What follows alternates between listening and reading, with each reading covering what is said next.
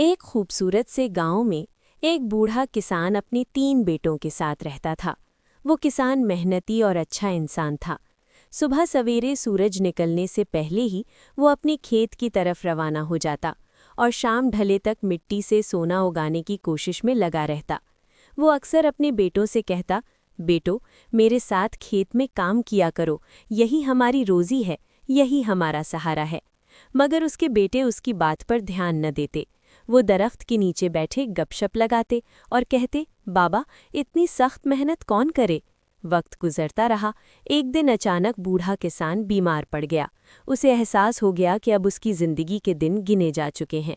उसने अपने तीनों बेटों को अपने पास बुलाया।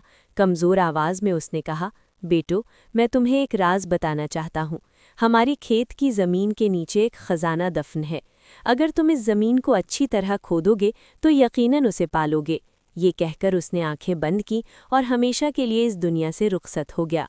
बेटों ने गम के साथ अपने बाबा की आखिरी रसूमात अदा की।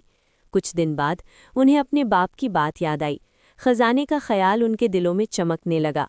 एक सुबह तीनों भाई खेत में पहुंचे और उन्होंने ज़मीन को एक सिरे से दूसरे सिरे तक खोद दिया।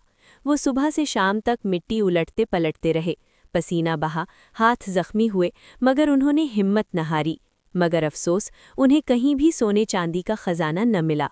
थके हारे और मायूस होकर वो ज़मीन पर बैठ गए। तब बड़े भाई ने गहरी सांस लेते हुए कहा, भाइयों, जब इतनी खुदाई हो चुकी है, क्यों ना हम इसमें बीज बो दें, शायद इससे फ़ायदा हो जाए। दोनों भाई मान गए। उन्होंने ज़मीन में बीज बो दिए और बाकायदगी से पानी देते रहे। चंद महीनों बाद वही खेत सुनहरी फसलों से लहलहा उठा। गंदम की बालियां हवा में झूमने लगीं। मंजर ऐसा था जैसे ज़मीन ने वाकई सोना उगल दिया हो। भाइयों ने फसल काटी और बाजार में बेचकर खूब मुनाफा कमाया। अब उनके चेहरों पर खुशी और इत्मीनान था। तब बड़े भाई ने मुस्कुराते हुए कहा, अब मैं समझ गया हूँ कि बाबा का पोशीदा खजाना क्या था। वो सोना चांदी नहीं था, बल्कि ये अच्छी फसल थी जो हमें सिर्फ मेहनत से मिली है। दोनों छोटे भाइयों ने सर हिलाते हुए कहा, वाकई असल खजाना तो मेहनत है। मेहनत ही असल खजाना है। जो ज़मीन को मेहनत से खोदता है, वही ज़िंदगी में कामयाबी की फसल काटता है।